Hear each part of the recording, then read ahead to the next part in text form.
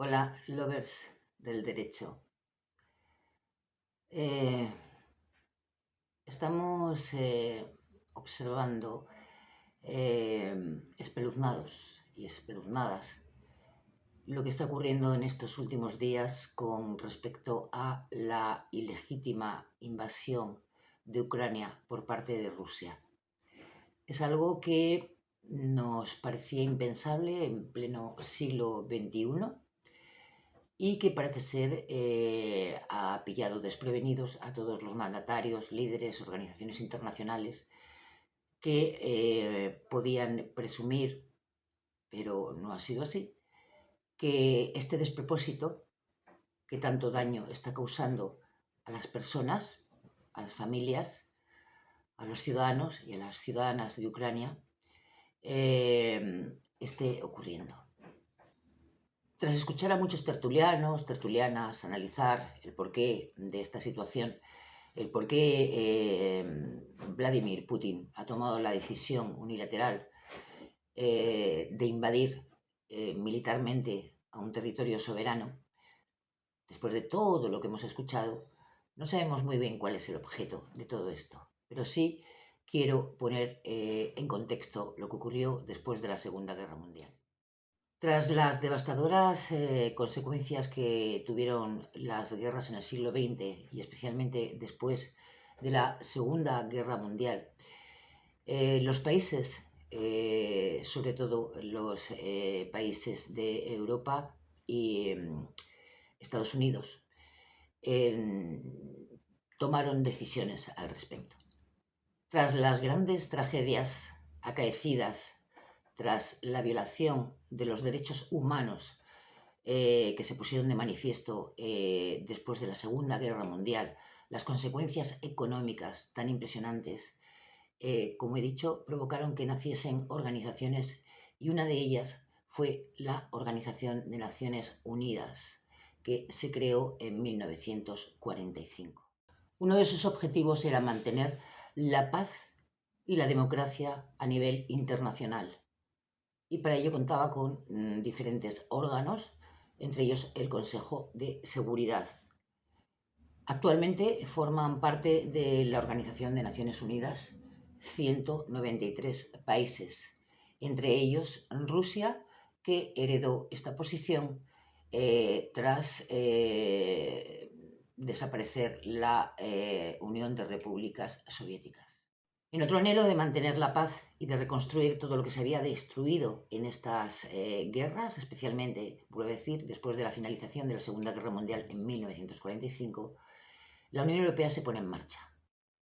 En este anhelo de mantener la paz, se crea la Unión Europea en 1951 a través del Tratado de París, donde 6 estados, en concreto Francia, Alemania, Italia, Bélgica, Holanda y Luxemburgo, suscriben el primer acuerdo que posteriormente desembocaría en la Unión Europea. Se refería al impulso de la producción del carbón y el acero, la famosa CECA.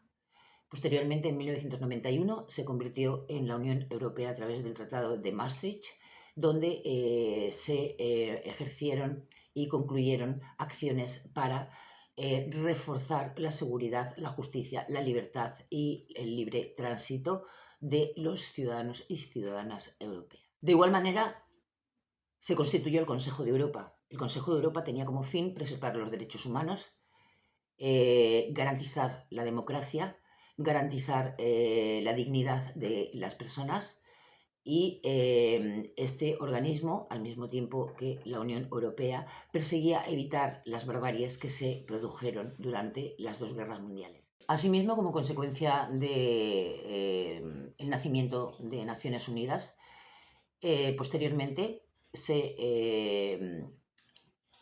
firma la Declaración de los Derechos Humanos en 1948 y hay que remarcar que esta declaración tuvo la abstención de la URSS, la antigua URSS y países del este. Tras esta declaración, en 1949, nace la Organización del Tratado del Atlántico Norte, o Tratado de Washington, que se firma como consecuencia de la necesidad de establecer esa defensa de los territorios fundamentalmente europeos y norteamericanos. Tenía como fin establecer una estrategia de defensa colectiva. En esta estrategia se unieron los países que tenían salida al norte del Océano Atlántico, y otros socios se unieron también como consecuencia de hacer frente a los planes expansionistas de la antigua URSS, ¿no? La Unión de Repúblicas Soviéticas, con un modelo comunista que podía plantar cara al modelo capitalista de estos países. Una vez que cayó el muro de Berlín en 1989, las exigencias y los objetivos de la OTAN se redujeron y estimaron que la confrontación bélica había decaído por este nuevo orden y por la separación y la caída del muro de Berlín y la separación de comunistas frente a Alemania. ¿Qué funciones tiene la OTAN? Sigue teniéndolas, pues en cualquier caso la prevención de los conflictos, y en el caso de que esta prevención no fuese posible o no sea posible, la actuación directa para ahogar el conflicto. Al mismo tiempo y como consecuencia de las mismas motivaciones de evitar estas masacres que se habían producido en el continente europeo, con afección al resto de los países, en América también se constituyó otra organización, la Organización de los Estados Americanos, en el año 1948. Incorporaba estados independientes de América y actualmente se compone de 35 estados americanos independientes más 69 estados que participan como observadores, incluida la Unión Europea. Pues bien, este fue el escenario que se constituyó y se estableció después de la Segunda Guerra Mundial, y parece que ahora queremos, o Putin quiere dar un paso atrás y retroceder algo menos de un siglo en la situación anterior imperialista, donde existían los bloques que he mencionado, ¿no? En cualquier caso, resulta absolutamente increíble que esto se esté dando ahora mismo, que hay una intervención militar en Ucrania y que además hay una amenaza a Suecia y Finlandia por querer incorporarse a la OTAN. De ahí han venido las amenazas que hemos conocido hace muy pocas horas de que Vladimir Putin estableciese esas amenazas a estos países por considerar que la debilidad con respecto a su estatus y su afán imperialista podía verse en peligro. En cualquier caso, la conclusión que hemos de sacar todos de estas circunstancias tan desastrosas, tan tristes, tan devastadoras para los ciudadanos y ciudadanas de Ucrania, para sus familias, que son los que están pagando la decisión unilateral de este señor que se cree el dueño del mundo y se cree con la capacidad de causar ese sufrimiento, es que deben volver a reavivarse esas organizaciones que nacieron con el ímpetu y el afán de evitar situaciones tan horribles como las que ocurrieron con la Primera y Segunda Guerra Mundial. ¿Qué ha fallado? ¿Qué ha fallado para que esto no se viese venir? Pues no sé. Yo no soy experta en geopolítica, ni muchísimo menos, pero sí sé que hay mucha gente sufriendo ahora mismo. Sufriendo, alejándose de sus hogares, con miedo, con bombas, simplemente porque a un señor le ha dado la gana de hacerlo, intentando preservar, no se sabe muy bien, o volviendo al zarismo, al imperialismo que en su momento tuvo la Unión Soviética. No lo sé, pero ahí está, las consecuencias están ahí.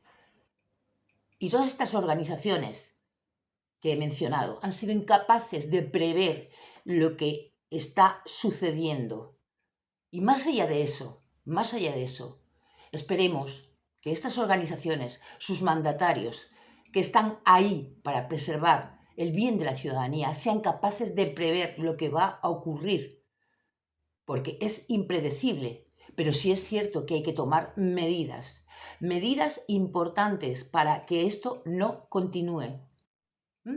Por favor, señores mandatarios, señores presidentes de los países que están en estas organizaciones que en su día se crearon para procurar la paz, para procurar el crecimiento económico, el bienestar de los ciudadanos, actívense, por favor, actívense y hagan todo lo posible por parar esta locura que puede tener unas consecuencias incalculables para Europa y para otros países y para todo el mundo en general.